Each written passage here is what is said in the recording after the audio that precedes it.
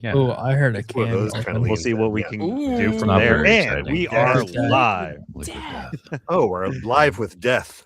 We are live Sponsored with by- Liquid Death. Greetings, readers, travelers, and listeners alike. My name is Richey Stevens, and I am the host of Richey's Players Guild. And welcome to another fantastic episode. Joining me, as always, is my right-hand man and co-host, Mr. Dennis. Dennis, how we doing? How's it going? What is up, party people? Did you say coat host? No, Yeah. co-host. I handle his coats whenever He does handle my parties. I just- Coat host. He's very good at it. what can I say? He's fantastic. It is the best. But it's Mr. Party People himself. And that's the only way we know that a video is actually getting ready to start. And then, of course, everyone's favorite friend and other co-host, Sam Boyd Reeds. Sam, how we doing? Hi, friends. How's everybody Hello. doing? Yeah. Good. And tonight we have two very special guests. And I've been excited to do this episode, even though I promised, I think, this episode to our first guest, Mr. Eric Ugland, like a year ago at JordanCon, and it just kind of never happened. And I'm so sorry. Geneva said she was going to introduce us and then never did. But Sure. joining I've us said it before. is the author behind two very fantastic series and its other series that takes place in the same world. But we are talking the good guys and the bad guys by Eric Ugland tonight. Yeah, that guy down there. Look at that. Dennis has his copy. Sam's, where's yours? Party. Eric, how we doing? I'm fine. How are you fine individuals there? I'm doing wonderful. Thank you for asking. At least you asked, and Sam and Dennis didn't ask how I was doing. So thank you for asking. Yeah. That makes me Also, feel special. how are you doing, Dennis? Fantastic. Thank you. Richie didn't ask how I'm doing either, so I guess it doesn't matter. And Are you guys Sam, okay? how I are you mean, doing? I'm fantastic. I'm staying I know why, hydrated. I think I know why And we're then- here today. Yeah. I'd also like to introduce Neil. Here Yeah, on the you know what? Richey I podcast. will let you introduce that wonderful, smooth voice. How are you, man. Eric? Stressed. Very stressed right now. Yeah. Yeah. I think we're causing him anxiety. Tell me more about that. Well, there's just so much going on. In fact, there's stuff Yeah. I can't talk about. Oh shit. Oh, That's can I going curse? on. Did you put in something? What? No, I I would. no, I mean, I I would heard- love if they would sponsor me. Liquid Death would sponsor me. That'd be great.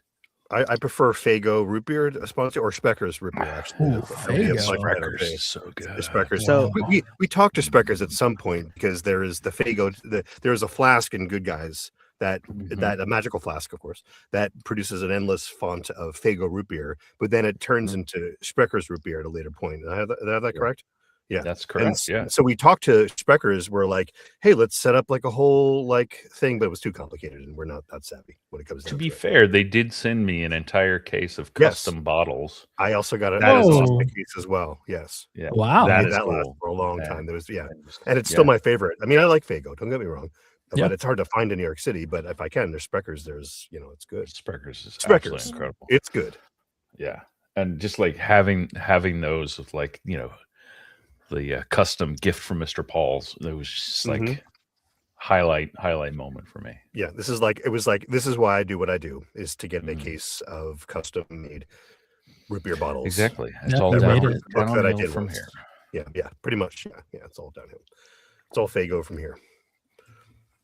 we like Fago. But Yeah. it's funny you guys brought up sponsors because today's episode is sponsored by LitRPGtools.com. LitRPGtools.com is one of the coolest new websites out there where it is your LitRPG companion. If you're having trouble figuring out what you want your next read to be, head on over to LitRPGtools.com Oh. and fill out the questionnaire. It'll point you in the right direction. See, I was thinking it was maybe like some gamified sort of a thing when you're like, if There you're are having games trouble on with it. there for There are, people. yeah. Yeah, keep Whereas, going. like- There's a card collector and everything. Oh no, It's that's like- on Haremlit. There's a new one on LitRPG Tools. I haven't played with it yet though. I Mhm. need to.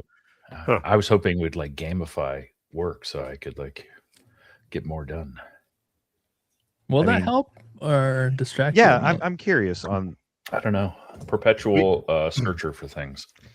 See, you guys from do- my you guys do understanding, those though- sprints too. So that's gamified writing if there ever was one. Mm-hmm. That's right up there. Well, I've heard stories about you guys gaming with Jez Casio and playing what is it, Helldivers 2? Uh-huh. And for some reason, Neil is the target practice. No, that's all propaganda. mostly what happens is Jez is very bad at the game. And he somehow has got it in his head that he will always play a sniper, regardless of what we are fighting against. Oh no. And so very often he winds up shooting one of us. Oh, Because both of us. because it's the only on Helldivers. There's very few that's actually downscope except the sniper, and so when you do that, you don't see where anyone else is. Right. So line of fire becomes a bigger issue when we're running around and it's kinetic and crazy. Right. Or he's just like firing from the hip with a sniper rifle. And so invariably it's accidental to begin with. But then we get irritated. And so I wind up shooting Jez in the back. And then Jez tries to shoot me, which winds up somehow killing Neil, because then I'm paying attention to not being in front of Jez. Yeah. And then it eventually devolves until we have to say, okay, no more killing each other until the end of this mission, because we've fucked around to the point we're allowed to curse on this show, right? Yes. Ah, Yes. fuck, I too late. fucking hope so. I was gonna say I have the Little worst fucking mouth out late. of all of us. Yeah. God damn it. Anyways, it winds up there's just wanton death and destruction, most of it inflicted upon ourselves. But yeah. the truth is, Helldivers 2 was our steady a little while ago now, and we've kind of splintered a bit since then. Like I've been playing Arc Raiders a bit more with Jez. Eric doesn't love the Arc Raiders so I much. hate Arc Raiders. That's I'm with I'm not a Eric on that fan. one. I'm not Yeah. a fan. For a while, Eric and I were playing Grand Theft Auto. We should go Oh. back to that. We should definitely go back to that. That was a lot of all the flying missions was great actually. And so, but we need a new game is the thing where last we saw each other at Jordan Con, we're like working through. We came close with the new Assassin's Creed Black Flag, maybe, but it doesn't have the multiplayer that the old school version was. And now that that recent Winter schedule was- Schedule one. Yeah. No. Jay, Dennis, and I, Jay Krause and Dennis and I, we play that, and it is probably the most unhinged fun we have. Schedule one. So, Schedule one. Taking notes. Yeah. Well, we also are limited by format. Yes. I think That's We're all on different plays- platforms when it comes down to it. Like Neil's PlayStation only. I did have a question on Helldivers. Is anybody like stratagems heavy where they don't care who's in the way? I mean, and invariably it I mean, happens with all a of us. 500-pound, but it's that's what it comes down to. So I have a question about Helldivers. Who gets the mech when you guys play? Whoever remembers that to set it up as their stratagem, but That's fair. Yeah. I think Paul. Yeah, it's Paul is usually. very mech. Paul friendly. Hasseltime? Yeah. Mhm. Yeah. He's very Hazel Dad. We do. I love, would. love I mean, Paul. I was mainly whatever gun fires the fastest. That's what I. Okay. would. That's fair. That is fair. But we're not here to talk about Helldivers. I just wanted to bring up the game. No, tonight we're talking about two of my favorite series, which is The Good Guys and The Bad Guys. I did have a request, Eric, to ask when are we getting more Grim Guys before we dive in. I would love to know this as well. God damn it, Neil.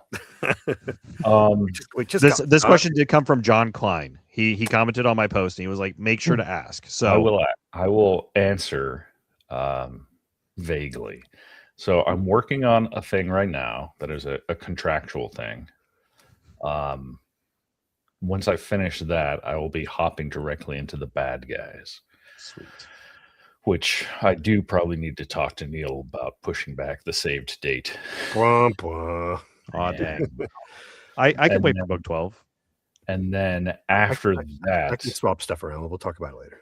theoretically, it'll be either, depending on how the contract stuff goes, either finishing out that contract or Grim Guys. So then Grim Guys so it's Bad Guys will be the next Guys book I write, and then Grim Guys. What a weird way to tell everyone you've become an assassin. It's a contract, but Right. I have to see it through. Otherwise, I was gonna say, are we gonna get a new series within the Valdrani universe where it is an assassin now?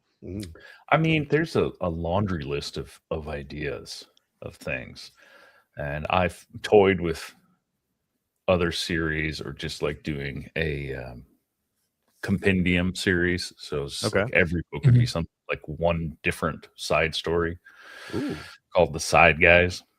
And I just, like pile all these other things in there. See what you did there. Yeah.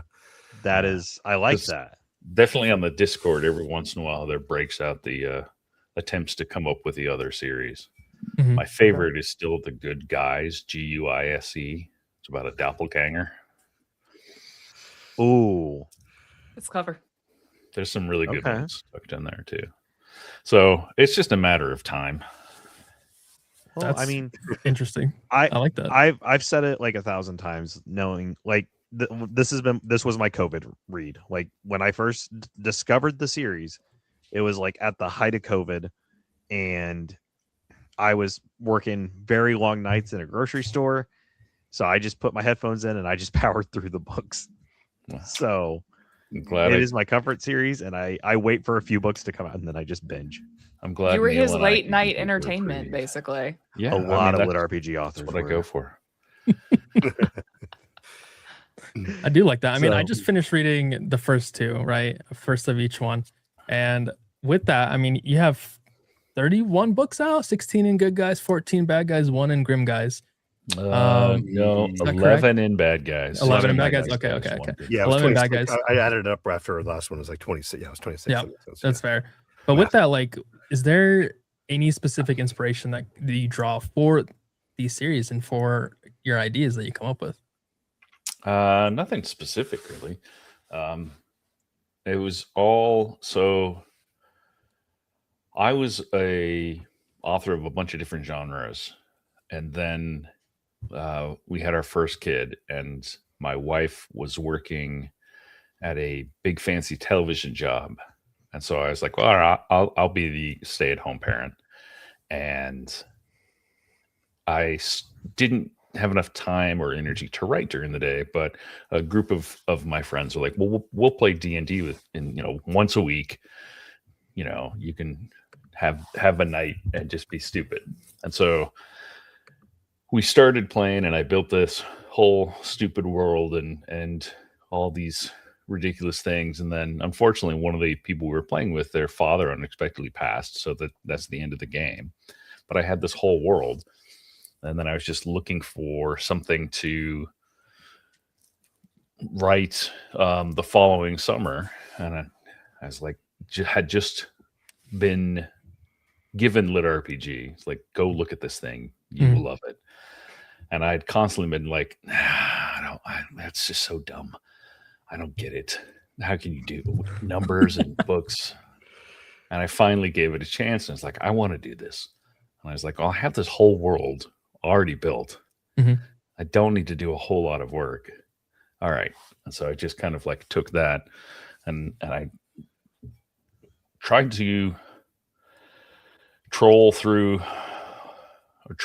I guess, TRAWL. Neil, how do you say that? Troll. Thanks, buddy. Yeah, troll. Like that. Yeah, some coffee, then you troll through it all. Yeah. Right. Is Yeah, Neil that's what I did. your pronunciation guide?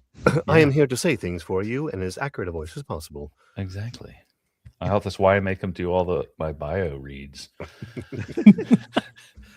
Bioshock, more like it. Right. Right. I went through a bunch of like the Reddit forums and just tried to see what people Mhm. were saying they were missing. And they're like, oh God, another what's the my brain this late at night. What's the sword and sorcerer single player thing? The doing like Dead Souls? You mean like No, it's like when you're both a fighter and a mage. Oh, Oh, battle sword- mage or Yeah, spell so sword. like it's a the spell sword, battle spell, mage, spell, whatever. spell, That was yeah, like yeah. every single thing was like Spell that. sword, right? Yeah. And everyone's like, oh, I wish we could see just like a straight fighter. And it's like, oh, I'll do that. And then it's like, it would be funny if there's a guy and all he does is just put everything into strength. And then that was it.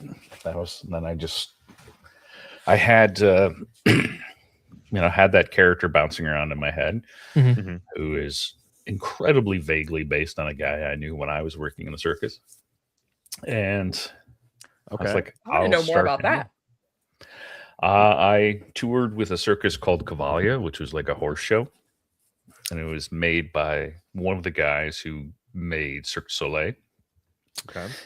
And the story goes is that he went to see a production of Henry V, one of the Shakespeare's, and there were horses on the stage, and he realized that no one watched the actors when the horses were on the stage. Everyone just watched the horses. Sure.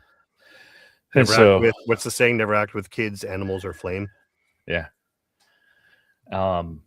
And it's like, well, we should do a horse show. And so he put together this ridiculous traveling horse show.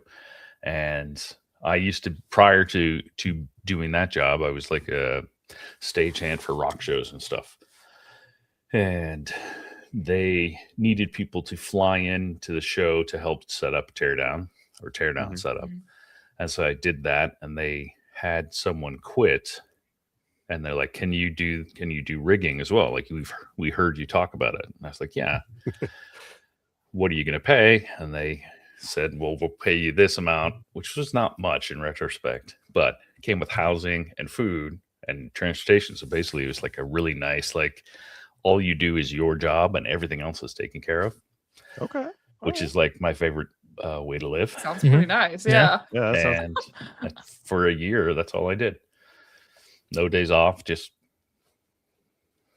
circus life. okay. Wow. Yeah, pushing cases, building truss, shoveling dirt, and making people fly over horses. That was my job. So I have to ask, because we do get a animal companion mount in the Good Guys. Sort of. Sure. Yeah. Did the name for Fritz come with or come from the show, or like? No, I think that was probably a random table. Okay. I was curious about the inspiration for the name for that one. A lot of stuff I will for like names and stuff will just be random, and I'll just.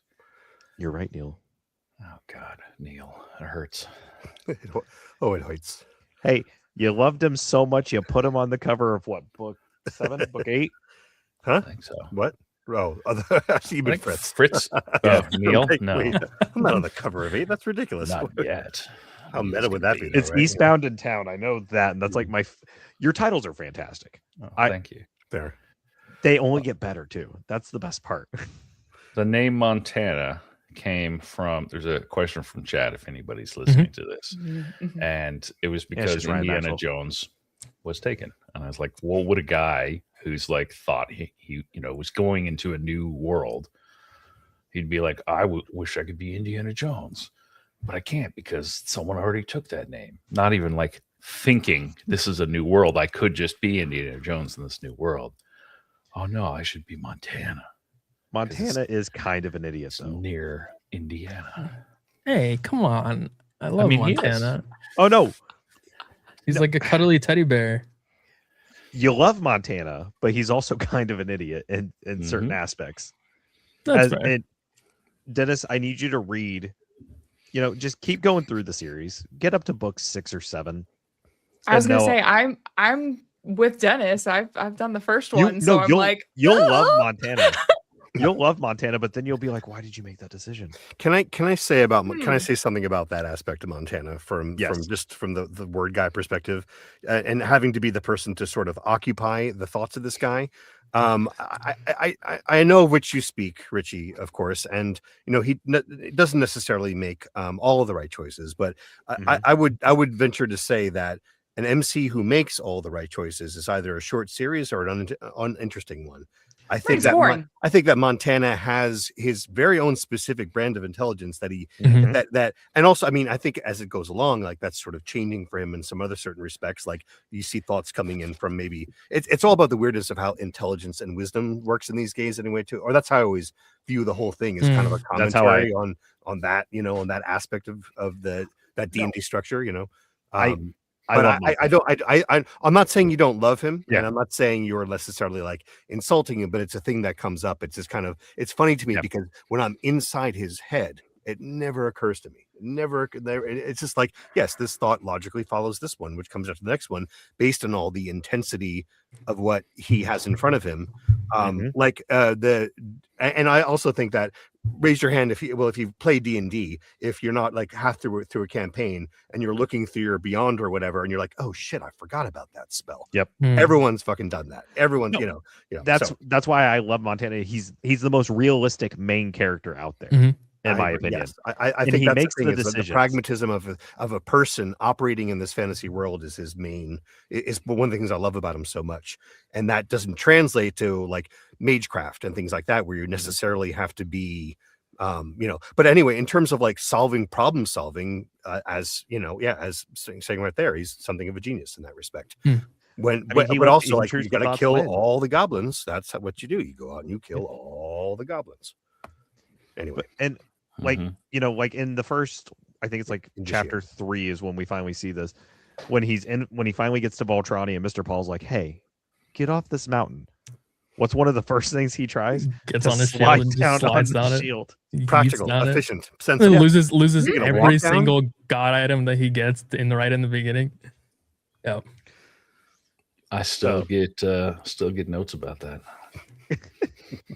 That's one of my favorite moments. I know it really bothers people, though.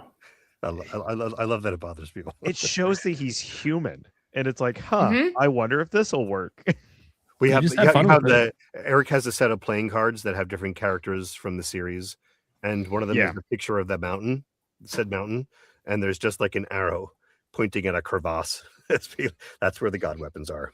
Because he goes back. Well, I forget which one. He goes back. Is it Bear Hunt? I think it's book 6. Yeah. He goes back to look for it, but it's impossible because it's a huge fucking mountain. I thought it was Eastbound because is that book 7? Might be. Because it's when Fritz is in the frog form. I remember it's when he goes back. So, but I actually did sit down and try to do the math. I was like, well, how big is a mountain? Could you feasibly, if you dropped a sword on a mountain and had a vague concept of where you were, how hard would it be to find? And it's like next to impossible. It's just mountains, especially one that is supposedly that tall and that big. It's just, Well, now I know which business card I'm going to try to go for next. I can save them for you. Please, because I actually really like that one. That one sounds cool. Dennis. Sorry. Yes, sir. This is technically late for me. That's my children get up so early. I am so sorry. We could have done this earlier, man. No. Where are you, Eric? Just if you don't mind me asking. I'm on the East Coast, so this is me too. I'm in Maine, so I'm in good old He Maryland. is the entire East Coast. Oh, Maryland. Merlin. I went to Rhode Island to be in conversation with Michael Chatfield the other day. Oh, yeah. I did want to ask about that video, the spotlight video that we posted, and it has become my favorite. I have to say. Oh, it is an actual work of art. But I did want to ask about ask away. You can give us any context on your relationship with Andrew and Brian, and that whole thing. I'm friends with everybody there in the video, and yes, I hope so. Yeah.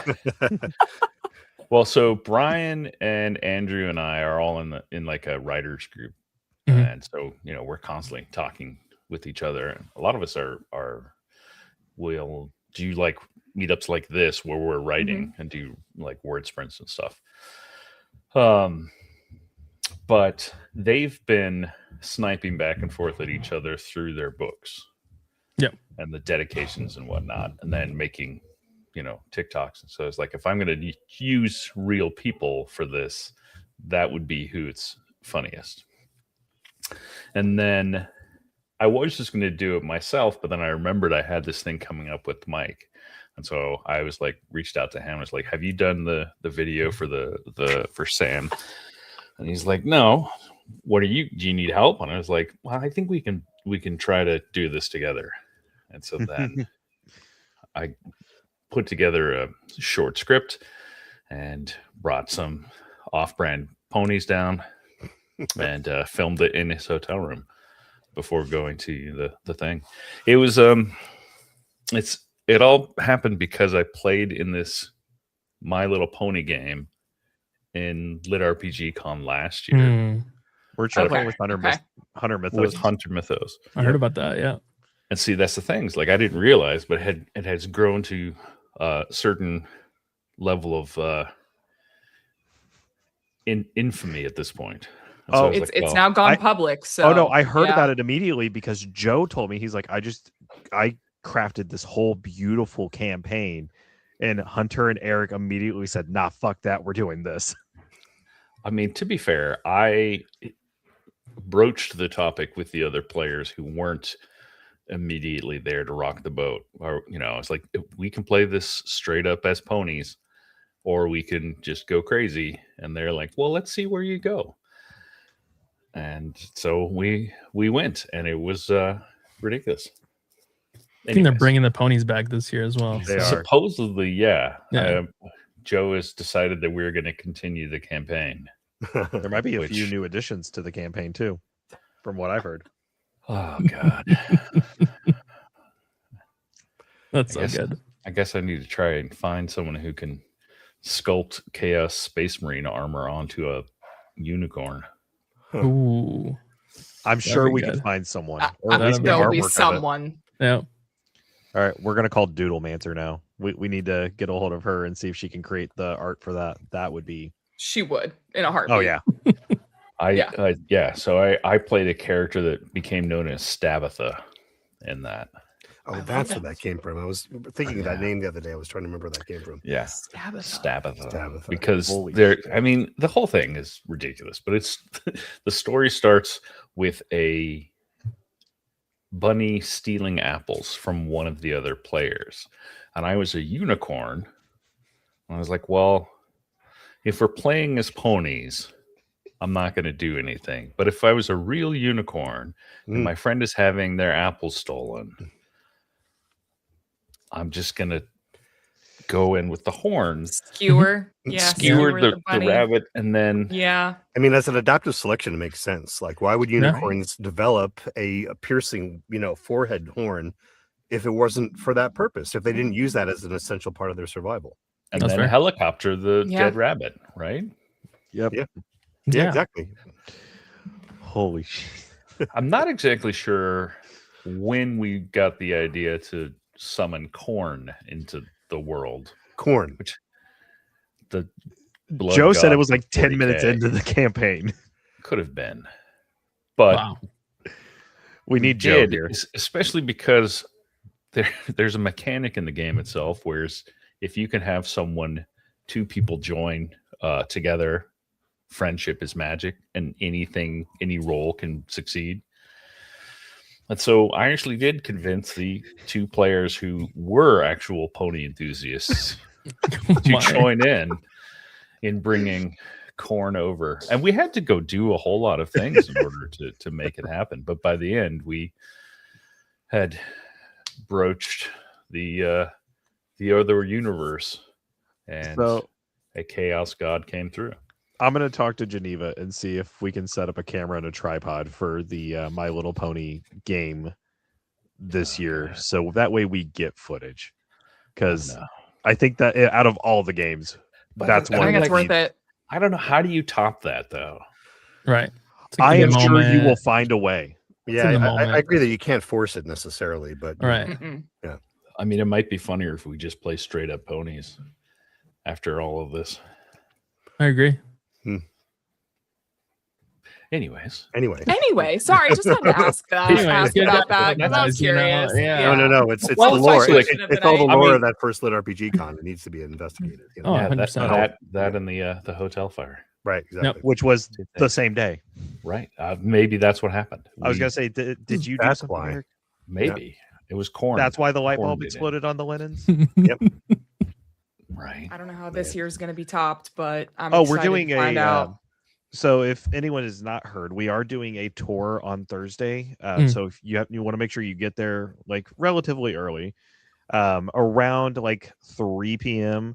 We're going to do a tour of the hotel. We'll show you guys where you're going to pick up your badges and everything, and we're going to end the tour with the parking lot we all had to stand in for 3.5 hours while we waited for the fire to be put out. Has nothing been built there in the meantime? I figure that was like, I you doubt know, it. yeah. They got Denver's slow not construction. hopping in that respect, because they just converted a lot of that. There's that whole new that whole busless stretch was probably a lot of that was new, but Yeah. Mhm. I know nothing. I mean, about if they did build something, we'll be like, and this is where we stood last year. We can't now, it. but And here was the spot where we rallied. Mm-hmm. this is where Hunter Mythos took a dirt nap With the traffic cone, right? with a traffic cone. Doesn't it? A dirt nap means you die. Yeah. It does. Okay, That's what I so he thought. laid You down can't- on the A dirt. nap in the dirt. Yeah. Yeah, A that nap is in the that dirt, is yeah. not a dirt nap. Is not taking a nap on the ground. That is A dirty nap. that Not is a dirt nap. Yeah, that is a I thought a Just to, dirty nap. just to was something confirm else. here, Hunter is fine. Hunter is He is alive. well and alive. Right now, I'm just like, am I dead? He's gonna It's come like, what back and happened? he's gonna watch this episode and be like, huh. Did Neat. I die? I thought I Oh, just went to Hunter, Colombia. he's been dead for 15 years. Oh no. He was his soul was Anyways. just trapped inside that hotel. Dirty nappy. That's a dirty nappy. Jesus. Jesus Christ. We did get a couple of responses for new series.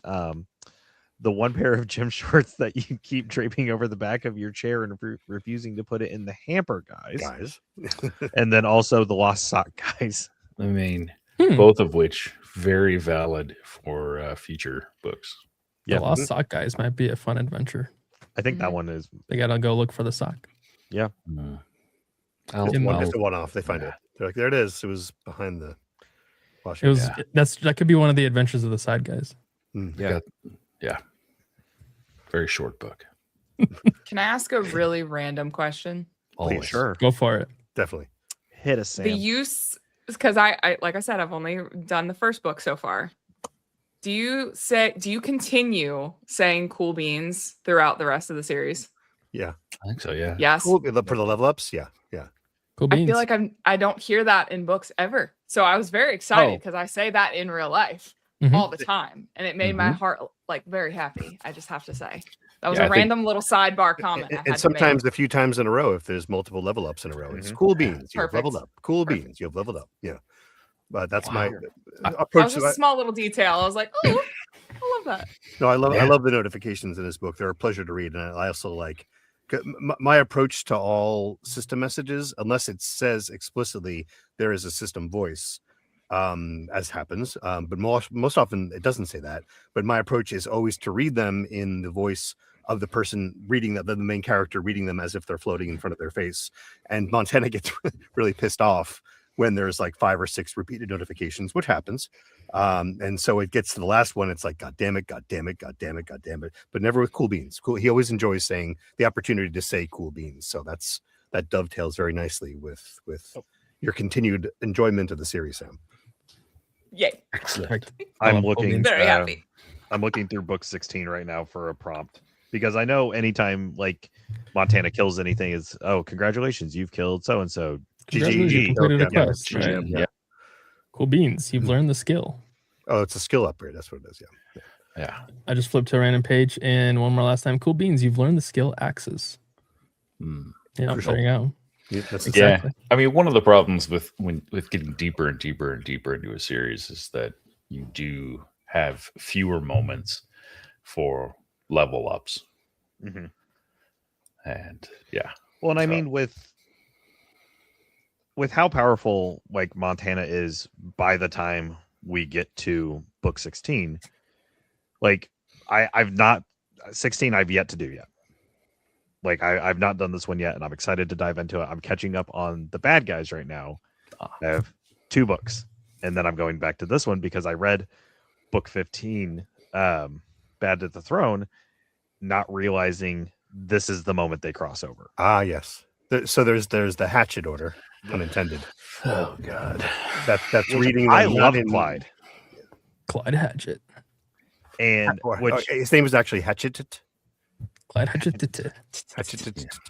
Does the extra T. The extra but T, yeah. Hatchet. Because I wanted couldn't to remember how to spell hatchet that day. Hatchet.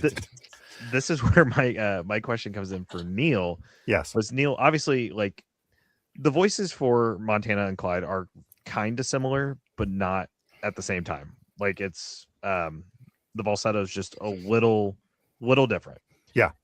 When recording scenes with both of them there, did you ever find yourself like slipping into the other's voice while doing So here's my thought about the whole thing is that when I first was confronted with the reality of bad guys, Mhm. and I had thought about Montana's voice, and it's sort of like, there's the idea of like, for most character voices, it's my chance to like paint a picture of that person's physicality or their personality, et cetera, et cetera. And so when it came to that, like, I didn't necessarily even know, or I mean, I think we discussed, so because I always had it in my head that they would meet at some point. So I knew I needed to do some degree of differentiation. What I didn't want to do with Clyde's voice, Montana's voice, I tried not to put on too much of a voice. Mhm. I didn't want to like make him like big guy voice. I mean, I think it's sort of like, it's a weird consideration of my own voice. Like, I am 6'3", like it is Montana's height, like, whatever. I could just do my own voice and it wouldn't be anything. But I was always conscious that I needed to give something slightly different to Clyde. And a lot of it manifests in the way that Clyde thinks about things and the way he feels about things. That is naturally like, even if they had exactly the same voice, they would sound different because they're different people, right? Mm. So a key aspect of what happens when they meet has to do with a mistake I made that I learned from Eric after I made this mistake, wherein there's the first crossover where this, I guess, I'll try not to make this too spoilery. Clyde is observing Montana from afar. Montana does not know Clyde is there. Clyde is watching Montana talking. And it's a scene we've already seen in a previous Good Guys. So when I got to it, I'm like, oh, I needed to consult the original audio so I could recreate it. And I'm listening to it. I'm like, oh, like in the original Good Guys, Montana is cursing, fucking this, fucking that. But those curses don't show up in Bad Guys. So like a fucking asshole, like a jerk, I restore all of the curse words. And Eric's like, no, Neil, stop. Afterwards, he's like, that's the point. The point is, when you're in someone's first person's perspective, you're seeing the world from their memory, their intentions. From Clyde's point of view, he doesn't want to tell you about the curses that Montana says. Clyde doesn't curse, or he very, very seldom curses, right? Montana curses, as we know, all the fucking time. So that perspective of like, when we're in Montana's head, with the Clyde he sees isn't exactly the same as the Clyde we hear in those books. So I allow myself the license to kind of draw the voices more distinctly, or at least Clyde's voice, when we hear it from Montana's point of view, is a lot more like this guy, right? Whereas Montana's voice, when we hear from Clyde's point of view, is not more like, hey, I'm Montana. I'm exaggerating for the sake of fun, but it's, you get what I'm saying? Like, there's a subjectivity to it that conveniently also allows those two ideas together, allows me to draw those dialogues apart from each other. And that being said, it was like, it's Jay Sherman meet Bart Simpson. Like, I love crossovers. Like, it's they're amazing whenever they happen, and I was so excited for this to happen too. But being very conscious of the fact that there are going to be pages of Eric's dialogue, untagged dialogue back and forth, which is one of my also favorite things about narrating these books, that I was going to have to enter into. And I mean, I love the way that it came out. I won't say anything too spoilery. It's not exactly the relationship that you expect them to have, but it's the relationship they should have. And it's so sad. It's like I'm getting goosebumps just thinking about it. It was so satisfying after occupying one mind and the other to kind of put them together. And so I'm curious to see what happens in the next Bad Guys when we hear parts of the story we haven't heard yet about their interactions. But I'm really, really excited. It's good, and also like they I am compliment too. each other well in the party sense too, which is really satisfying. So yeah, Dennis, I told you just need to continue because it only gets better. That was something that I was curious about, is if there's going to be a crossover interaction and being in the same world type of thing. Yeah. I did have a question about Superman also shows up in book 15. Batman's coming. Godzilla eventually shows up. Yeah. That type But of thing. like Godzilla minus one Godzilla, not like not like exactly. I was just waiting for Rick. Rick and Morty show up eventually. He's already been through. You just didn't notice. Everyone's doing multiverse crossover these days. Exactly. I had a question with the series being so long. Did you have any? I guess this is a two-part question. Tracking wise, when it comes to skills, abilities, stats, and power scaling, did you have any issues with that being a long series? Of course. Yeah, tons. All over the place. Yeah, I mean, there's... power scaling is always a challenge, just because the numbers go up is the name of the game. And you get to a point where you have to do the you're so powerful. Now you realize that you're now at the bottom of something you didn't even understand existed. Right. And I've always found that to be a little, not necessarily in this, what's the word I'm looking for? Like cookie cutter almost. Nah, I was trying to like sort of like a culture, like a culture sphere, right? Like it works in Zhangja and certain, like there's a cultural notion of you only are kind of like understanding what is here. Yeah. And as you reach this level, then you unlock, and you literally are so unpowerful in this zone, you can't conceive of what exists over here. Right. But that doesn't really live in this world, or kind of in like the D&D inspired realm. You kind of always have this idea of like where the most powerful things kind of are, and even if there are things that are so far beyond your sense of power, you kind of still understand that they're out there. And so it's just kind of trying to find the ways to write villains who think like real people and go towards weaknesses. Because you're always going to, if you're writing a good character, they have weaknesses. And if you're writing a good villain, they'll be like, well, if this guy is the strongest fighter in the world, the one thing I'm not going to do is set up a one-on-one situation with him. And because he is a single person, the best thing I can do is go, poke the people that he cares about when he's somewhere else, and then cause. Yeah. So yeah, it's a measure of always trying to give him more and more strength, both figuratively and literally, and then making it so that very often that strength is almost not necessarily just useless, but sometimes a hindrance to what's going on. I was gonna say is some of the bandits and like the different like unpleasant people that Montana meets along his journey, it's like, I want to challenge you, and he just has to look at him and like, did you not see what I just did over here? Yeah. Do we really want to do this? I don't want to, but do you really want to? Yeah. And I think those, I really enjoy those moments where it's just you're setting up the person to just be slapped.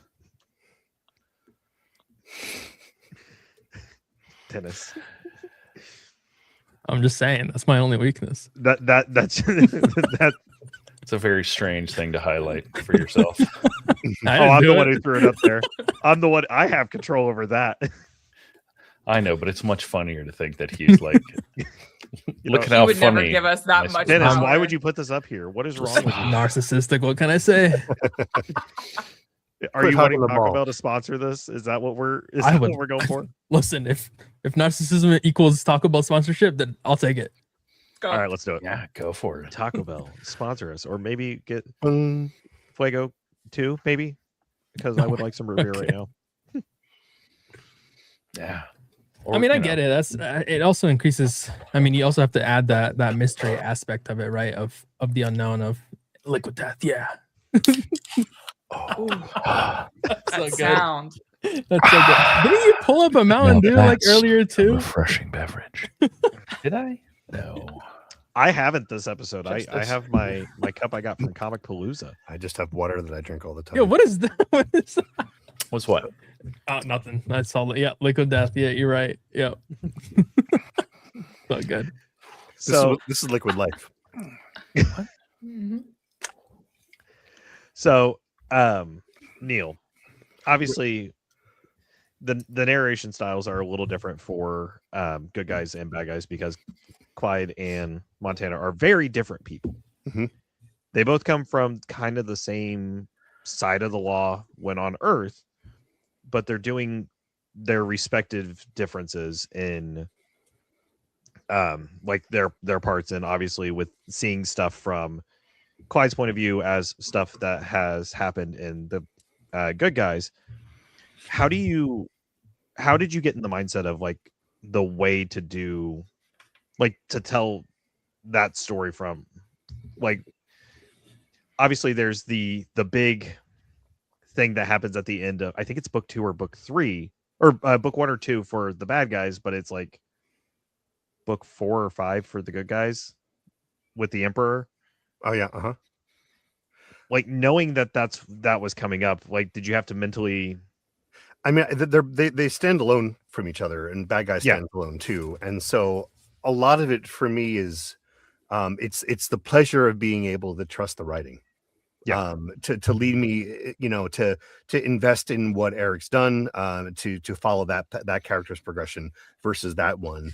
And I mean, I do my work in terms of the overall story of it. Like, when we have, before I start each one, the conversation with Eric is a combination of, how do you pronounce this ridiculous Nordic term, but also, like, what's happening with this, what's the larger story here. Like, it helps me to know even stuff that the characters don't necessarily know, so I can so I'm placing them in a larger arc context of what's happening with the whole series. But for me, I'm a narrator who likes to know the trajectory of things, so I know where to weigh everything in terms of, like, making sure it has the proper trajectory.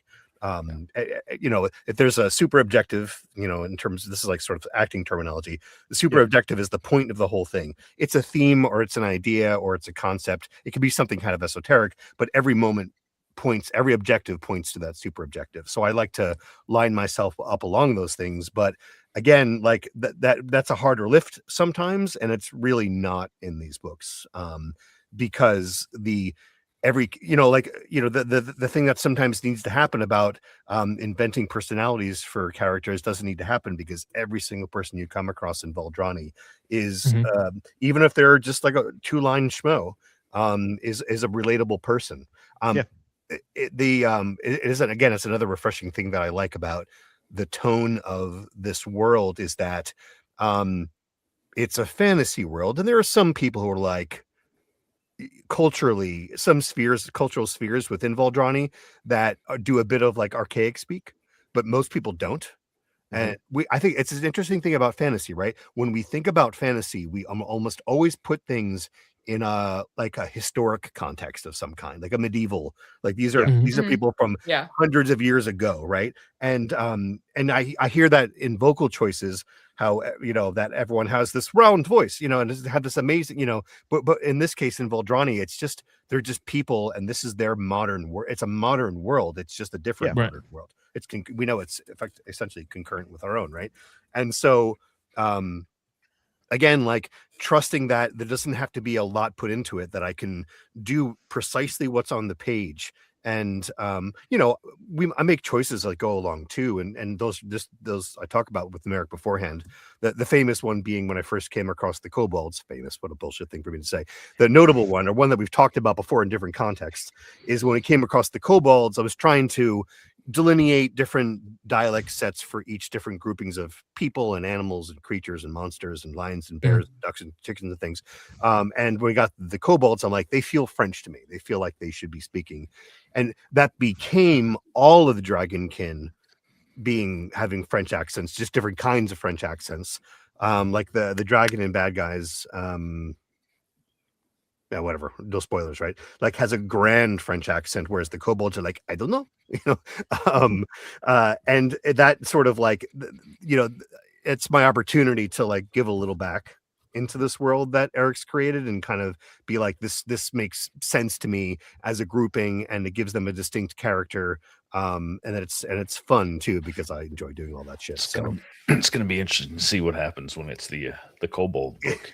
Oh yes, the ugly guys, right? Yeah. Well, the kobold book's gonna be great. All kobolds. I want a Ragnar spinoff. That's what I want. I mean, man, there's a lot going on with those guys now. Exactly. Yeah, I don't know how to say any of this without spoilers, but I did purposefully set it up so that there was a opportunity to have a Ragnar specific story.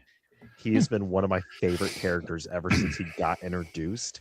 Dennis, I don't think you've met him yet. I have not met him. It's I think that's book 3. book 3 No, or I 4? think it's the start of book 2. Yeah, it's in the War Waters, or it's the Yeah. It is, yes. Okay. No, it Mhm.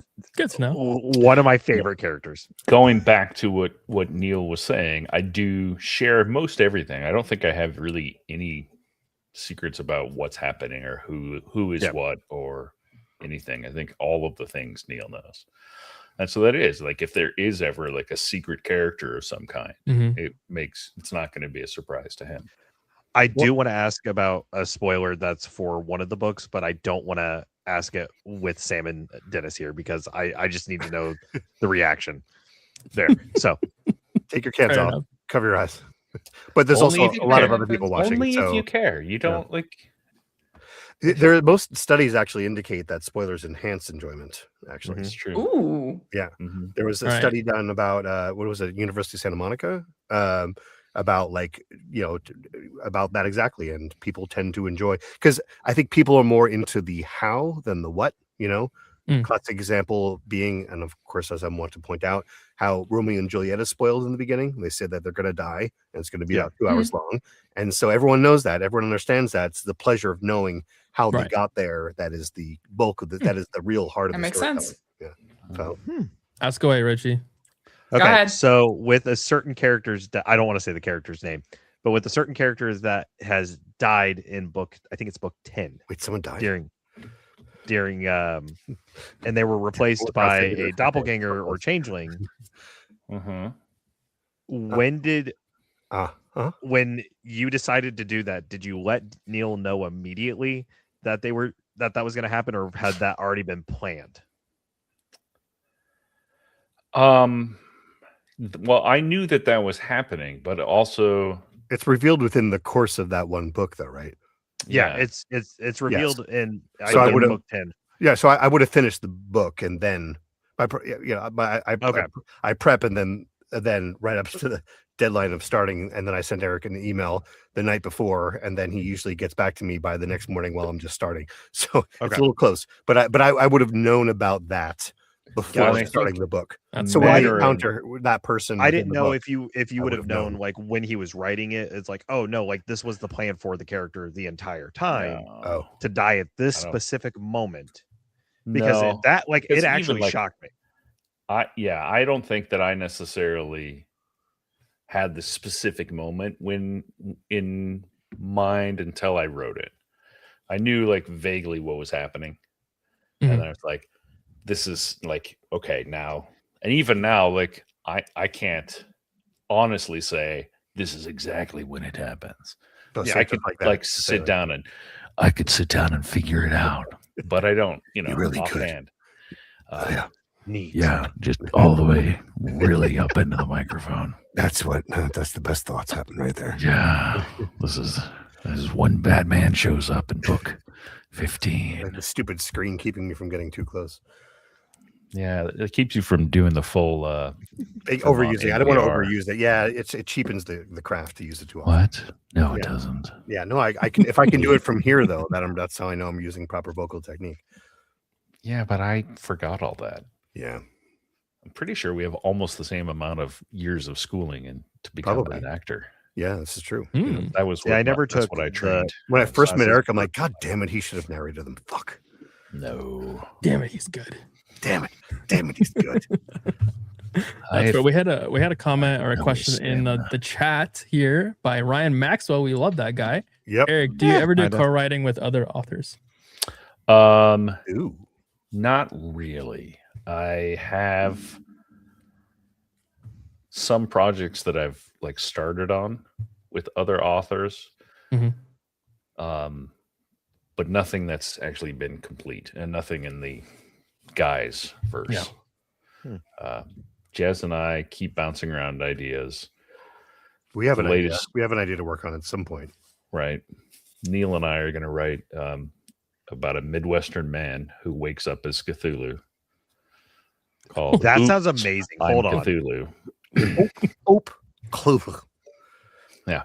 Oh, There's a whole, the real pronunciation of Cthulhu. I'm one of those assholes who Lovecraft writes it out at some point how it should sound, and Mhm. Cthulhu is the way everyone kind of says it, and that's sort of the accepted pronunciation. But the phonetic version that Lovecraft writes out is Cthulhu. It's supposed to be a word that sounds like not be able to be easily pronounced by the human throat. Is a note that he Sounds like a cough to me. Yeah. And it's actually written into the call. It's written into the story that at first the main character, the person you're listening to tell the story of, is the horror, and the demoniac horror. Reads a version of it that he thinks that he reads on paper, and I think it was like this, and then it's written into the story that when they meet cultists later on who are part of the cults of Cthulhu, that that's when they learn the actual pronunciation is from this actual person. So I was telling Eric this story, and that somehow became Cthulhu.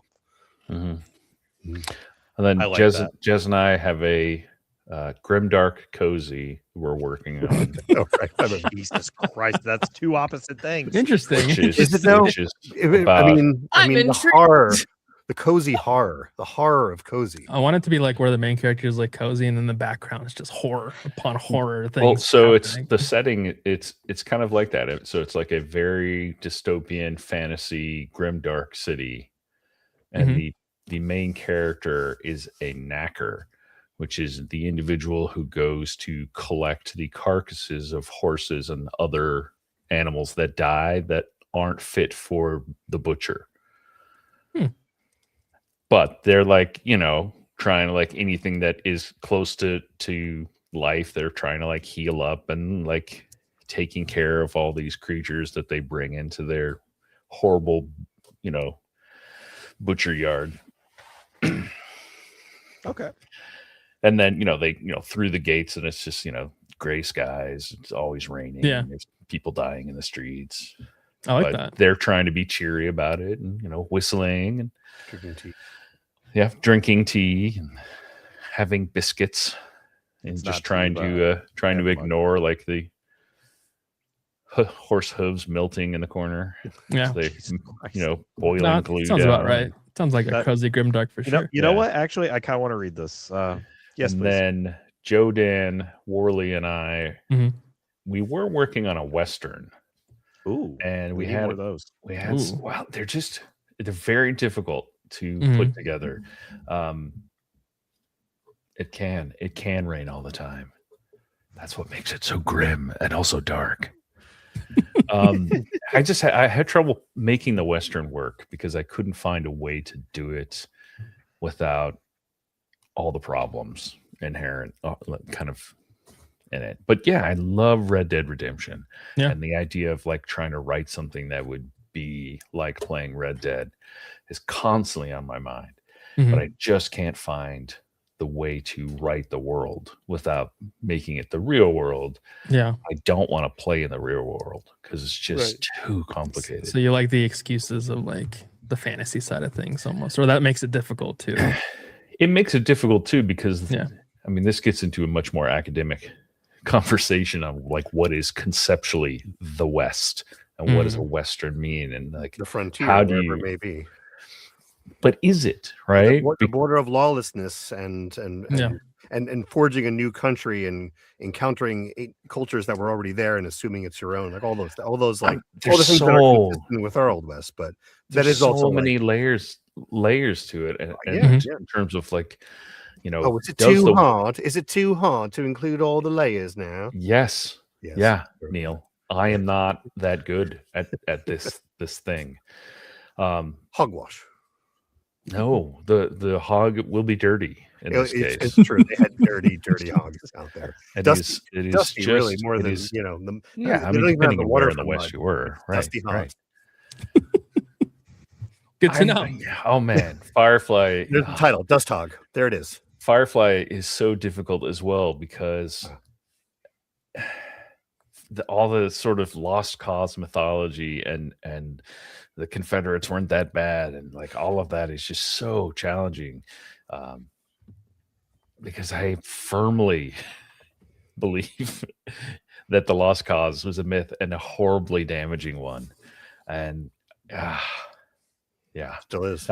It goes down a road I'm not necessarily ready to go down to. And living in Maine now, Maine is incredibly proud of what it did in the Civil War. So surrounded by individuals who are so fervent in keeping that history alive. And it's just Gotcha. yeah. Anyway, so we moved on to Grimdark. talking about an Reality. extraction shooter Oh yes. Oh yeah. concept.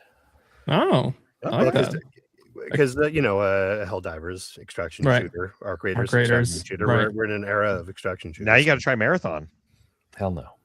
But I played a lot I of tried Tarkov. it. My kid downloaded it. I want to play. That's the main reason I would get a Steam Deck or a PC would be to play Tarkov. God, Tarkov, Yeah. it's Oof. such I can't do Tarkov. phenomenal. rough. I would never play PvP Tarkov, but the PvE experience is so good. Oh, I didn't know they had PvE. I might get back into that. Incredible. Damn, And good like, time. Eric, don't tell me that because I'll want to get back into oh, it. it's so I don't want to do it again. I haven't touched it in a long time. and it kind of ruins a lot of other first person shooters Yeah. afterwards because it's just such an experience. Good to know. All right, we are ending or nearing the end of this little show here, and I had one more question for everybody in the audience watching. We are talking about the good guys, bad guys. Surprisingly, Never heard of it. Eric, for people who are starting it and are getting into the series, is there Mhm. a specific reading order that you recommend? I know there's a crossover that we talked about, but when it comes to events within Boldrani, is there a reading order that you recommend? So my readers or my Discord people came up with a reading order. I was gonna say, I saw And one on, it's the hatchet order. Where is it? I was gonna say I saw one on Reddit. Well, they Okay, here we based- go. Yeah. So there are these two people who are the Crows. That's what they go by in the Discord, and they are the best lore people. I love them. They have helped me so much. It's incredible. This is the order they suggest: good guys 1 and 2, bad guys 1 and 2, good guys 3 to 6, bad Okay. guys 3, good guys 7, bad guys 4 to 7, Whoa, good guys 8 to 11, nuts, bad guys 8 to 9, insane, grim guys 1, sensible. good guys 12 to 14, bad guys 10 to 11, good guys 15, 16. They say it's not exactly chronological, but they think it makes for the best plot ties and story overlap. I was about to See- say in this we skip a couple books when it goes around 7, right? I try to follow along. There's so many. Hold on. I will paste Yeah, We need a chart. There's a need an couple in there. You can infographic. not really much happens. There's some So, sword fighting. There's some, definitely a hold on. recommendation of like a tandem reading almost. Is Cool. it? It's I in would your say Discord. You get I an audio can't- mix of both eh, at the same time, right? Ear, Can good someone guy. grab that from You're the a bad guy. studio chat and throw it And in the you do it comments? at 6.6 times speed. You can take the whole book's in like 3 minutes. Right. All right, here we It sounds go. like it just sounds like really. and then, And then you really get everything. Yeah. Okay, so it's good I know guys kung 1 and fu. 1 and There 2, we Yeah, go. I bad see guys it. 1 and 2, good guys 3 through So 6. so the only note is GRG is grim guys. Mhm. Then good guys 7, bad guys 4 through 7, Oh, there it is. good guys 8 through 11, bad guys 8 and 9, grim guys, good guys 12 through Hmm. 14, and then bad guys. Interesting. See, I'm on 2 Thrones 1 Lie right now, which is bad guys book 10. I Mhm. just finished Darktown Funk today, and I dove immediately in. I was like, I was trying to catch up before the podcast, but life had happened, and then also Good, man. that Mort Dinglebob guy released a new book a couple weeks ago, so I had to listen to that. Who? Yeah, I don't Dillman, know. I think I don't know his name. More Dingleman. Mort Dingelman. Yes. So I kind of That's good to know. So there is an actual order that the lore gods do recommend. Got it. Yeah. Okay. I will also say that we are most likely going to be opening up the Patreon again. It's been in existence at sort of a dormant stage, but what I kind of feel the need to have deadlines, but not like Hmm. institutional deadlines. It's Yeah. kind of what got me burnt out in the first place was constantly like I was living under the Amazon pre-order deadlines. Yeah. But I think it'll be nice to just have short like put up chapters. Yeah. So we're looking to start that in June or July, where you can read along with what I'm writing. Mhm. ooh. Keep the I'll- interest still I'm- going and everything. if That'd be Eric writes cool. them in his sprints, which I've been popping into, just narrating while they're writing, which is a little weird, but it works. Maybe I'll narrate Eric as he's writing. So that'd be Like, hilarious. I kind of like that. That is a That good would be idea. cool. That's really cool. Oh man, I don't know that I could keep up like that. You gotta like stream that. But I do good. a paragraph, and you're like, nope, it's done. It's like, oh, Yeah, Erase. I read that for nothing. do it again. But this time, can you give me like better acting? Yeah. That character's from Baltimore, so I mean, could you that really kinda- like lean into that? I feel like that also works really well Yikes. in terms of Right, like, if Sam. Are you in Eric doesn't Baltimore? like that. That's how you are, Sam? I avoid Baltimore like the plague. No Gotcha. offense to anybody that might be from Baltimore. I heard but they have yeah, hairspray there, so that's all I know about Baltimore. Yeah. I mainly know they're policing. Mm-hmm. fair enough. I've Definitely. done a weird number of books that take place in Baltimore, but I used to go there when I used to do on camera stuff. A lot of stuff shot in Baltimore because Homicide was there for years, and so Mhm. after that show was canceled, they had a lot of apparatus for other shows like House of Cards, but Yeah. also a lot of commercials shot in Maryland. So it was weirdly Oh. like just down from New York City, and just was like spent a lot of time. I guess I'll walk around the harbor again, you know. Yeah, Crazy. I'm like an hour and a half south of there, so I've only Yeah. also done Shakespeare at the Dolly Parton. There's a Western Maryland. There's a Dolly Parton Oh. theater. Yeah, Western Maryland's Okay. feels like a very That's- different animal than Gotcha. Yeah. very different. Yep. Yeah. We have like a Shakespeare festival here in Boulder, Colorado, that apparently is super popular. I need to go to that sometime. You think it's should. coming I this wanted summer. to go to it because they do Shakespeare in the Park out there as well. Yeah, yeah, Never yeah. been able to go. Makes me sad. This is your year. Yeah, it's gonna It happen. is not my year. No, it is not. I am out of vacation time because the Whoops. last of my Kids are vacation so time busy. is being used for Lit RPG Con this There you go. July 10th through We're the so 12th. excited. It's Where gonna be you a fun can time. find all 5 of us there. I think there's Hey. 46 days left. I looked today. Oh my god, Mhm. Month and a half. 45 Wow. until we get there. Yeah. so much to do. Sam, I owe you a video. I think I already said to you, like my June, like May is stupid busy. I'll get you in early June. I already have it all planned out. I just All gotta- good. I Easy just enough. gotta All go to good. them with- Chatfield was like, "Hey, can I be in the background of your video as well too?" I'm like, "You can't be in the background of all the videos, Michael Chatfield." Oh, That was his Would be plan. kind of funny Have you though. seen That would It be was- good. Be honest. That would be That was after I broached it. He's like, maybe I could be in the back of all of the videos. I mean, he's on this tour. It makes sense. Got to- this you know, crazy, If eye, he comes to crazy look in his eyes. No, I mean, we Please talked. let I me Now know. I didn't, can I like didn't explicitly Photoshop roll it him out, but in. Yeah. we kind of like we just we Oh. ran out of time. Is kind of what it came down to. Get a cardboard cutout or like a flat picture of Oh. Chatfield, not Chatfield instead of Flat Stanley. I think that's a great idea. Or 3D print. Take a while. Start I need to get a 3D people. printer. That'd be great. So we are going to start wrapping up the show. We're going to Right, do right. everyone's favorite segment of Hey, what you been reading, where we get to highlight some of our recent reads. Obviously, I know for Sam and Dennis, it's probably going to be the good guys and the bad guys. Since they had prepped for the show, I'm just going to take a spitball. But you know what? We're going to start with Neil. Neil, hey, what you been hey. reading that you're allowed to talk about? You mean work reads or do you mean Both. Whatever you prefer. Dealer's choice. I just finished the second book of an Alistair Reynolds series. Okay. Revenger. It's a trilogy. It's like it takes place in space. I've been reading. So the problem is the weird irony of the fact that I get to read a lot is that I don't get to read a lot. And so I have to kind of like pigeonhole when I have like free reading, and it has to be on paper. If I'm reading on an iPad or Kindle, it feels like work. I'm like plotting out voices. It's annoying. And so Alistair Reynolds has this great series it's from these two sisters' point of view. It's in space, and it's ships and things like that, but it's written like in 18th century mariner's tale. It's great. It's really good. I suspect the audiobook is probably good too, but I just was reading it. So, I did also start listening in that respect to Brian Norton's series. Very, very, very seldom, very few people have been listening to it. It's very, it's something about an academy or something or other. But Oh, Never it's heard of yeah, Prompt Academy or something. yeah, like that. yeah, something like Academy that. Quest. Yeah, something like that. Whatever. Ron's. Daniel Wisniewski is good. I've heard that a time or two. But I mean, currently I'm working on Wild Era 4 by David North. Nice. which is his spinoff series. Mhm. And otherwise, like this That is a fun upcoming month is a new series that I don't know if I can say anything about. It might be embargoed, so I can't say anything about it.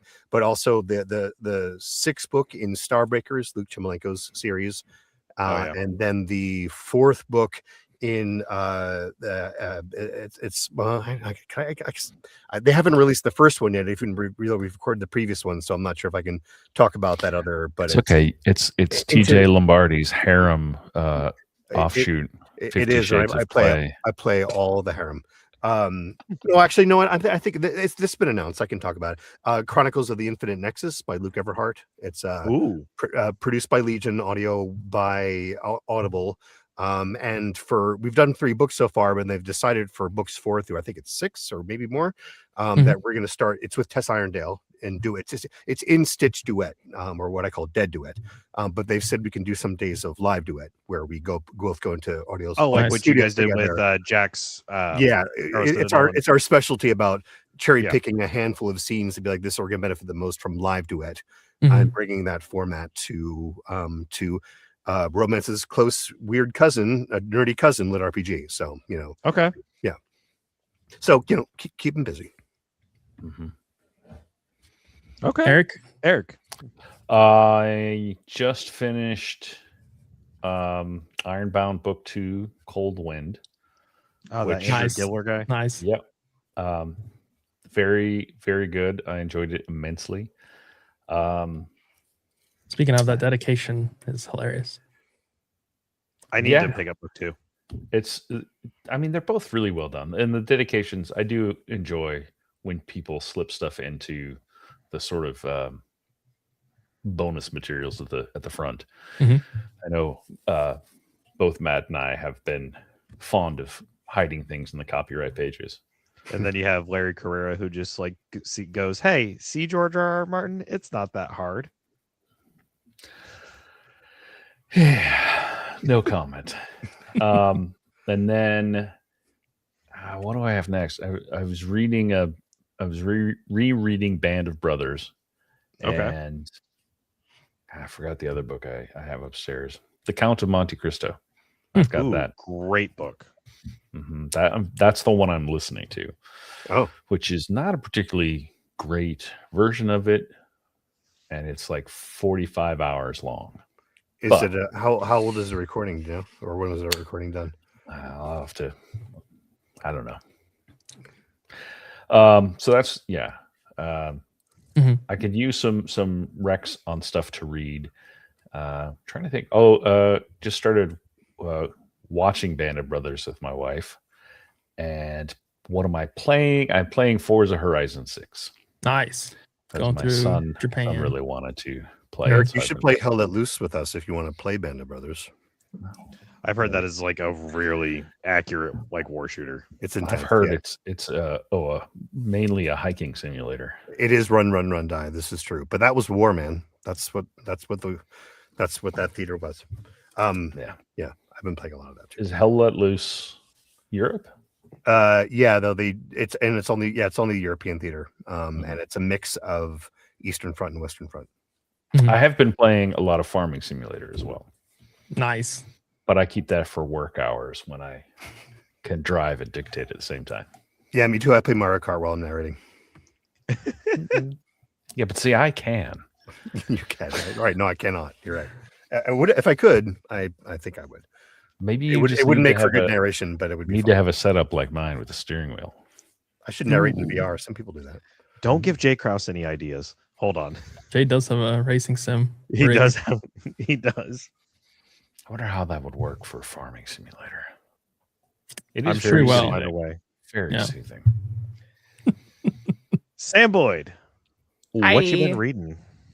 So other than The Good Guys, the first one, I have gotten a book from Sound Booth Theater to review. So I just started that called Natural Magic. It's like a cozy fantasy by Sierra Bloom. I know Ryan Reed and Jessica Threet and Andy Parsnow are on that. Nice. Just started that. I'm like 30% in. So yeah. Okay. That's what I got. Nice. Dennis.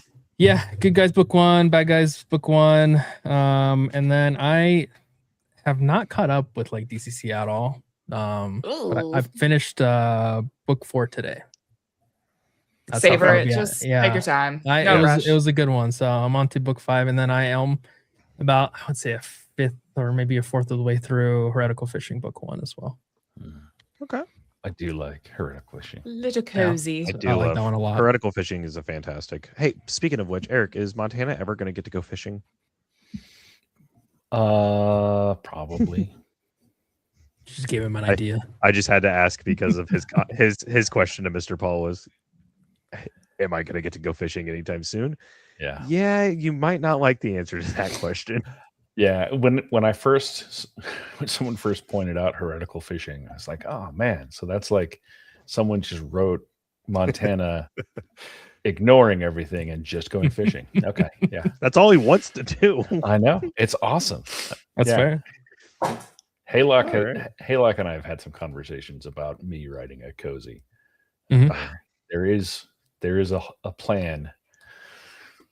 Okay. Not next year, but maybe the year after that. Hopefully, I can write. So for the Yeah. fourth Lit RPG con, got it. Right. I will. Right. I To will be the hopefully chill have- guys. I think it was going to be There- called the Food Guys. Oh, okay. Ooh, That'll be good. show But guys, then that's pretty the- good too. I actually have all the 3 book titles already, but All the guys. yeah, I don't love the Food Guys. Before I was doing the Grim Guys, I was going to write the Badge Guys, and it was going to be about a police officer who goes over and like has to join the watch and all that. Okay. So that could happen too. I don't know. Well, so What are you reading? Yeah, Richie, what are you reading? So I finished A Parade of Horribles because Matt, and I got to see Matt this weekend, so that was kind of fun. Mhm. And then I actually let Matt pick out my next read, and I actually powered through it very quickly. So he You're already picked done? out. Yeah, I picked was up. quick. I listened Damn. to it all day yesterday. Nice. What is it? It was The Tainted Cup by Robert Jackson Bennett, Oh, which apparently there's another book. It's kind of like a murder The mystery. Leviathan something. It's a fantasy murder mystery. But Matt was like, "No, this was like one of my favorite reads. It won a Hugo Award," and I was like, Yeah, I won a lot of awards. "Okay." Mm. it's called Oh. the Tainted Cup. Yeah, Tainted Cup. Shadow of the Leviathan, that one. yeah. Huh. And he's wrote a lot of other series as well that are very popular. And it's available in German. Mm. Mm. I do have did- some books that came out in German recently. Yeah. Ja, Good guys. in farewell. Ja, and I think the rest of the audios are going to be coming soon too. Are there no German? It's a There's no one with a German accent in any of those books. I don't know. You'd don't be think the one so. to ask. No, I'm not. I'm kind of like asking myself. Does anyone know? I don't think there is. I No, don't think there is. I don't think there is. Hmm. I seldom even use British accents when they're avoidable, but But the French always will help. it's The French. the French It's and French. the Mhm. So you're gonna write the Guten guys? Maybe that's good guy. Das Guten guys. I wonder. Well, I mean, you could look it up, see what it's called. I don't think it's maybe that's what it's called already. But yeah, all the books are available in German. Nice. I think they're being translated into Italian, and I have signed a deal for Korean, but I don't think they've been translated yet. And Swedish. Is that going to be with Robert Gagan's thing that he's The doing? Korean will be, yeah. Yeah. And Italian and German. So I need to see the artwork for that poster because the posters that he gave me for I got Brightblade, the 10 Realms, Send Online, and there was one other. Quest Academy. It wasn't Quest Academy. No, I think I only got those 3. Yeah. And Left them in Indiana when I moved. They were left at the apartment, and I'm very sad. Like I got down here to Texas, and I called the complex, and I was like, "Hey, I left this. Is it still there?" And they're like, "No, it already got tossed." I was like, Mm. What are they? Yeah. Are they the translated covers? "They were the covers for the translations, and they're like anime, like light novel What? type covers. They are awesome." Oh, I like that. That's cool. That's awesome. So now that I know the Good Guys is there, I'm like, "Oh, I need to see the covers for that." Yeah, I haven't heard yet. But yeah. Okay. Hopefully. Oh, and then I finished Bad Guys, Darktown Funk today, and then immediately jumped right into. I have like an hour left on the Bad Guys when I started Parade of Horribles. Neil's dulcet tones. The last part of Darktown Funk was wild. I'll say that. What happens? Remind me. It's when he is in the Night City and he's taking care of the hunt. Mm. Yes. I was just like, Yeah. holy shit. That was wild. All right, let's go. I like how different the worlds are. And like the perspectives are. Like it's all the same world, but like I like how they're dealing with their different shenanigans. Also, there's one comment I do have to make. Neil, I brought this up when we had you on the podcast back in 2021. Oh my. That was the first time. We're circling back, guys. No, just time. What is time? Yes. Yeah. Sorry. Yes. Yeah. So there's one of my favorite line deliveries. I think it's either in book 5 or 6, but it's when he's talking to one of the guards, and like the guy's just being a dick to Montana, and he's just like, "You got a fucking problem, Pudgy." Like I don't know why, but that one just never leaves my The guard. mind. You said the guard's line delivery. That's No, Montana's line to the guard. to- I think it's yeah, like okay. I think it's the captain of the guard, and he's coming out of like the bathhouse and everything, and like he's just like, I told you not to cause any like disruption or everything, and the guard was corrupt. Like that was the whole thing. Like he deserved it. he was working for, I think it was one of the dukes or something. Spoilers. Jeez. Yeah, well, we just talked about spoilers. But How dare the you. line delivery for that one specific moment, like it just made me cackle. I don't know why, but every time I think about it, I laugh because it never leaves my thought process for some reason. I'm glad. Laughter is the key to joy. Mhm. I know that's a obscure concept, but it's true. Yeah. You know? Well, it's again, it's one of the things I love about these books. I think everything should have a sense of humor, and if it doesn't, it makes me a little. It's suspect. But yeah, these books are fabulously funny. So thank God. Yeah. I think you have to have that balance. Otherwise you don't. You run the risk of it being monotone. Yeah. Or you offset. You can't. It's easier to do tragedy or drama when it's offset by humor, and it's easier to do humor when it's offset by some degree of tragedy. Just doing either one of those things purely by itself is much more difficult. It's fair. And that's all for this week. That is all for this week, actually. So I want On to that say Mhm. thank you, Eric, and thank you, Neil, for obviously joining us for this episode tonight. Like this was a fantastic time. Anytime. I'm excited to see you guys in 45 days. for Lit RPG Con. Or 44 days. Right now, 45 days. Also, Sam, Dennis, thank you for joining me on this journey as always, because I couldn't do this without you guys. I tried and it was very lonely. I'm not gonna- Yeah. There it is. Please join us next week on June 1st when we are actually going to be doing a little bit of a different episode. Mhm. We're going to be sitting down with Peter Wetzel Reeds and Liz Hahn from over at the Lit on Fire podcast, as well as Tales with Atticus, as we discuss their journey through Lit RPG. That was kind of the whole start of what I wanted to do with Richey's Players Guild, was bring new readers into the genre that were discovering it through that dungeon crawler donut whatever book. And I wanted to see their journey as they've expanded outside of the DCC realm into more Lit RPGs, and they've actually read quite a few. So I'm very They both very curious to hear their thoughts. So Fantastic. Be a fun time. it's going to be a great time. But everyone, thank you so much for joining, and we will see you next week. So long. Bye. Bye, everybody.